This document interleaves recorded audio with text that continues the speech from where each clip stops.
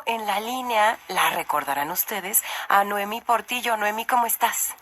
Hola, ¿qué tal? Muy buenos días. Muy bien, muchas gracias. Qué bueno. Oye, tú eres abogada del área de medidas de protección civil, ¿verdad? Soy abogada en el área de medidas de protección en materia penal. Ah, es que esa palabra civil que tengo aquí anotada me hacía ruido. Ya entiendo. Sí, también Entonces, tenemos una área igual de medidas de protección en materia civil. ok. Y tú eres del área de materia penal. Así es. Noemí, explícame qué es eso. ¿Qué quiere decir materia penal? Bueno, nosotras hacemos a las solicitudes de medidas de protección a las víctimas que acuden a la Secretaría de las Mujeres y las solicitamos ante un juez de control en materia penal referente a eventos de violencia que hayan sufrido. Esas son las medidas de protección en materia penal. Así es. Pero es para las que no sabemos nada de palabras relacionadas con el derecho, materia penal, así solito, ¿qué significa? Bueno, en este caso son aquellas derivadas de situaciones de violencia como violencia familiar o algunos actos de molestia que reciben las usuarias que vienen con nosotras. ¿Y cuál es la diferencia en materia civil? Bueno, en materia civil tiene que ver con situaciones de limitar la guarda y custodia, situaciones de alimentos, para evitar la lapidación de bienes. Ajá. Se encuentran reguladas dentro de la misma ley. ¿Materia penal ya tiene que ver con una agresión? Ajá, es Okay. para prevenir ilícitos. En este caso, las medidas de protección son encaminadas a hacer la prevención, la interrupción o bien evitar que las agresiones que reciba, en este caso una víctima, vayan en incremento y bueno, terminen o concluyan en un tipo de delito que pueda ser de imposible reparación para la víctima. Ajá. ¿Y tú eres abogada de esa área y hay otras muchas abogadas o cómo funciona esa parte de la Secretaría? Sí, en este caso hay dos áreas, el área de materia civil y familiar y en el caso de la mía, área de materia penal. Ajá. Esto, ¿cómo se hace esta derivación? Bueno, llega una usuaria con nosotros, hacemos una entrevista, vemos cuáles son las prioridades que hay en ese momento, qué eventos tiene de violencia, cuáles son las prioridades, determinamos también los riesgos, hacemos una aplicación de un tamizaje y dependiendo de esta situación, bueno, vemos cuál es el área que le corresponde brindarle la atención. Cuando sabemos que es área en materia penal por hechos de violencia en materia familiar, pues en materia de violencia familiar, bueno, pasa con nosotras, realizamos una entrevista, vemos qué eventos tiene, vemos el riesgo que tiene la víctima respecto a estos eventos y bueno, de ahí determinamos qué tipo de medidas vamos a solicitar. Dentro de esas medidas puede ser la prohibición de que se acerque la persona agresora a ella, que acuda a su domicilio, que en el lugar en donde la encuentre no ejercite actos de violencia y bueno, hay una medida también que es para solicitar la desocupación de este caso el agresor, ¿no? Todo esto... O sea, que se vaya de la casa. Contexto. O sea, que se vaya de la casa, a eso te refieres, ¿no? Sí, solicitamos en este caso la desocupación del agresor derivada de los eventos de violencia. Oye, Noemí, siempre que hay algo relacionado con lo penal, ¿se necesitan medidas de protección más altas o más bajas o no siempre? Siempre. En el caso, por ejemplo, hay la ley de acceso contempla medidas de protección en el caso específicamente para mujeres víctimas de violencia. Acuérdate que aquí no todas sabemos qué es la ley de acceso. ¿Acceso a qué? Al acceso a una vida libre de violencia. Ajá, de las mujeres. Ajá. Así es. ¿Esa ley contempla qué? Medidas de protección que son de carácter urgente en casos de violencia en contra de una mujer. Ajá.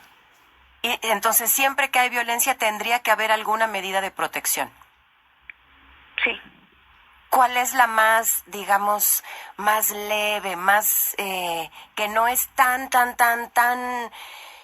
terrible y drástica como que el agresor salga de la casa? Pues únicamente que el juez le diga que deje de hacer actos de molestia. Puede ser, sería la más, por decirlo así, que no causa como esta afectación.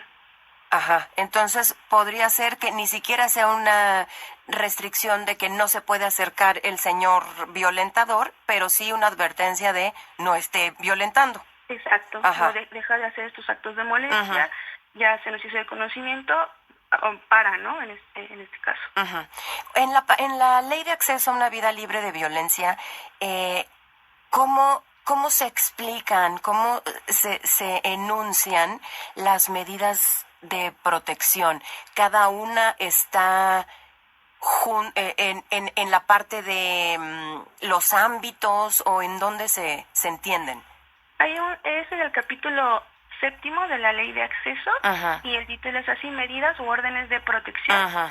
En específico se encuentran en el artículo 63 de la Ley de Acceso. Ajá. Son 16 fracciones, en donde, bueno, ahí están los supuestos de qué se va a solicitar. En este caso el agresor, ya sea, vuelvo a repetir, que es la prohibición de acercarse, de comunicarse, de acercarse al domicilio, de hacer actos de molestia, el auxilio inmediato, la desocupación del agresor. Oye, ¿y qué pasa cuando el agresor no cumple estas medidas? Una vez que se ha realizado esta solicitud, el juez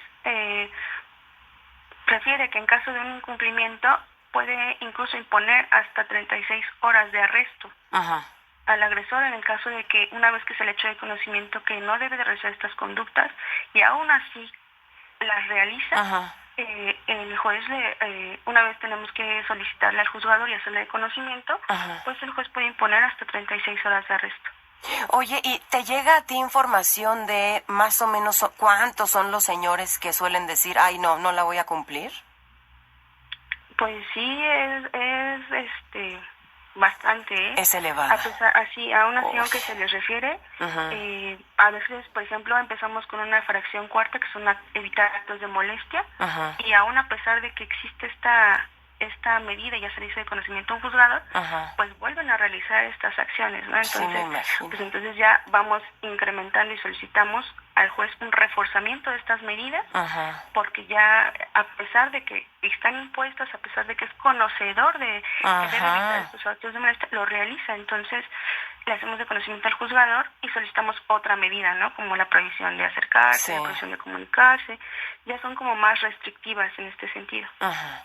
Oye, Noemí, supongamos, ¿no?, que una de las mujeres que nos está oyendo dice, mira, yo no sé de medidas de protección, yo no sé si necesito una, no sé ni siquiera si esto que estoy viviendo es violencia o no, a mí se me hace que no, porque mi mamá también vivía así, mi vecina también vive así, sus esposos son igual al mío, o sea que a lo mejor así son todos los esposos, pero yo me siento constantemente no a gusto, como que no puedo ser yo misma, como que si trato de hacer algo, luego viene el regaño. Me puedo acercar de todos modos a la Secretaría de las Mujeres de la Ciudad de México, aunque no sea que yo quiera medidas de protección, sino asesoría. Claro, sin inconveniente, pueden acercarse en cualquier momento a la Secretaría. Siempre hay alguien dispuesto a brindar estas asesorías o esta escucha activa para saber cuáles son las necesidades, ¿no? Contamos también con psicólogas, ¿no? En su momento, pues bueno, las víctimas que se presentan al área a veces no están en esta decisión de querer realizar estos trámites o estas solicitudes, y entonces pues a veces damos intervención al área de psicología para que, bueno, ellas trabajen con ellas y hagan esta hagan esta conciencia de que estos actos que reciben pues no son normales, ¿no? No deben de ser normalizados. Noemí, y por otro lado, si yo ya estoy más o menos informada, ya escuché en Nos Toca que existen las medidas de protección y quiero que pongan una medida de protección porque mi marido o mi exmarido o el señor que me violenta me está poniendo en riesgo. Yo llego y pido la medida de protección que yo considero que necesito, ¿o eso lo deciden ustedes? Nosotros, conforme a la entrevista que realizamos, a este contexto de violencia que vemos y esta situación de riesgo, pues bueno, hacemos nosotros la solicitud que sea como de forma proporcional. Sin embargo, el juzgador, al momento de que él tiene esta solicitud en sus manos y ve este contexto de violencia, no únicamente nos da las que solicitamos nosotros, ¿no? El juez también tiene esta facultad de ampliar estas medidas si considera que el riesgo amerita mayor protección para la víctima. Ajá. O menor. Muy rara vez nos quita alguna medida. Ah, muy bien. Muy rara ocasión, pero por lo general siempre es atendiendo a estos riesgos, a dar la máxima protección a las víctimas. Ok. Oye, ¿y cómo anda el porcentaje de jueces y juezas?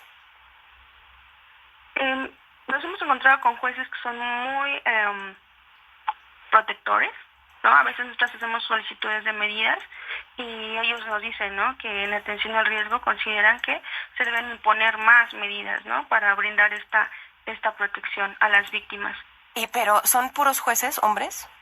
No, son hombres y mujeres. Ah, ok. Bueno, pues Noemí Portillo, muchísimas gracias por explicarnos esto, porque aquí mira que el lenguaje jurídico, o a lo mejor ni siquiera se dice así, a veces es muy importante entenderlo, traducirlo, porque pues llegan a hablarnos con esos términos y lo último que entendemos es que hay que salvar la vida, ¿no?